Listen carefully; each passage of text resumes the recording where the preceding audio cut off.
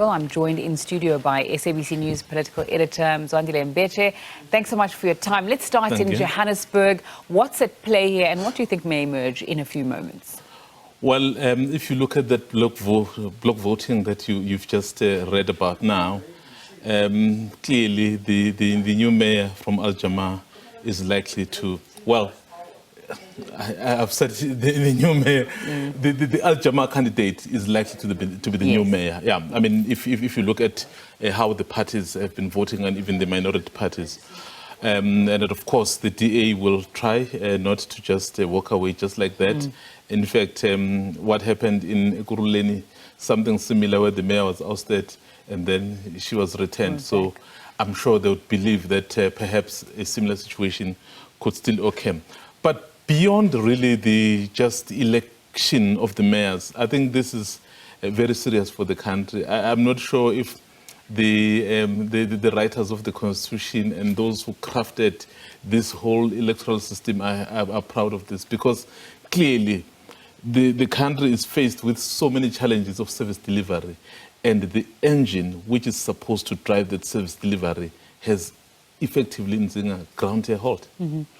When it comes to the voting, we've seen not only in Johannesburg but other parts of the country as well, this tussle for power and the friction that emerges with coalition parties, with different parties trying to get their way. Just give us more insight into where else we've seen it in different parts of the country and what the overall effect is going to be for us as this continues.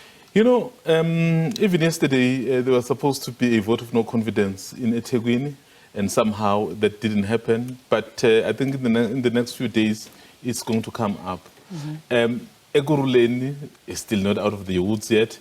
In fact, in Mkondo, is it last week, is it yesterday or the day before, the mayor was also voted out. So there are so many examples across the country.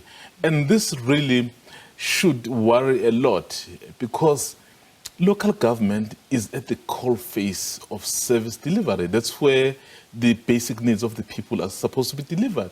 But you have those people only fighting, and then that raises the question, what is it that they are fighting for?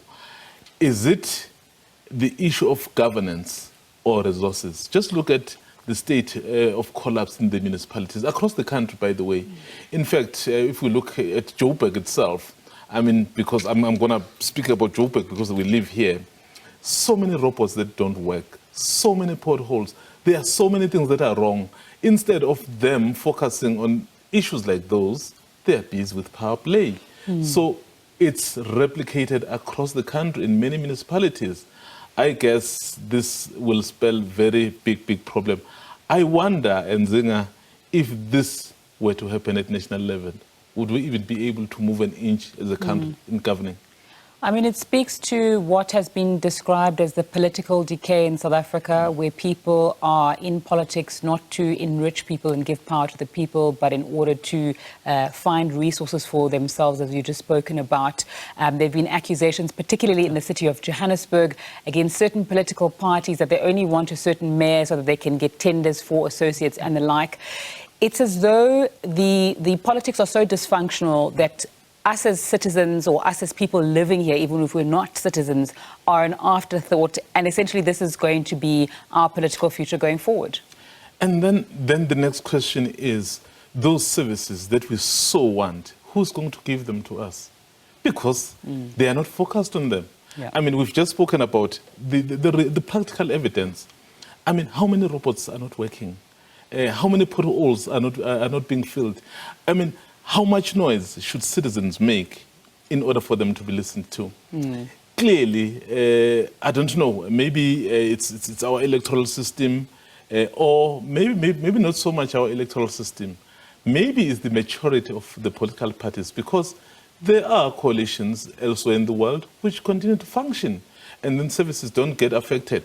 Perhaps as a country, we need to pay particular attention to institutions, so that whatever happens at a political level, the drivers of the actual delivery happens. I think if we are not about to change the electoral system, because I'm not sure if it will make sense to do the knee-jerk reaction simply because people are doing this and then I'm changing.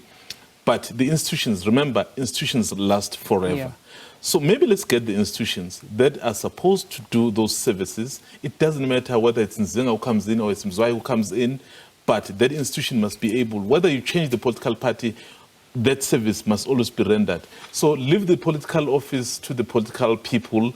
They'll handle that, but let the institution. Perhaps maybe a debate going forward needs to shift to the institutions so that you don't worry so much about who got in, because you know you'll still get your grant, you'll still get everything. Yeah, I want to come back to the point that you've raised about people making a noise and people trying to make a noise in order for their needs to be heard. It's a refrain that's been heard quite a lot, and then the rebuttal to that is that there are constant service delivery protests in South Africa, but it's by poor and marginalized people. Perhaps that's why it's not paid as much attention to. And there seems to be an increase in this unhappiness as our load shedding stages go up and as we see the dysfunctionalities of failed governance of previous and current administrations taking place. When we look at our security as a country, is that a concern that we really need to start worrying about now, that there will be an uprising that's much larger and much more concerted than the ones that we have been seeing? I think we shouldn't take those things for granted. In fact, as you're speaking about the issue of protests and related stuff, also, I'm not exonerating those who are in authorities, but also us as citizens, people on the ground. If your community in Cape Town, Khayelitsha, Langa, wants a school, fair, why then are they banning the clinic? Forget about the poor governance of whoever is in charge. Now we're talking about things that are important to us. If we want a crash to be built somewhere, why are we blocking the road, or are we even destroying the road? So some of those things, I think there's a lot of education really that needs to be done from across.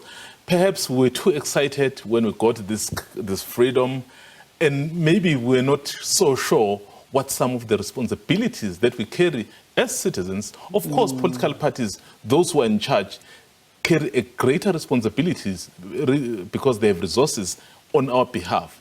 But of course, we are the ones as well who are supposed to direct them. If we ourselves show signs that actually we don't care about our own things, so it's getting very difficult.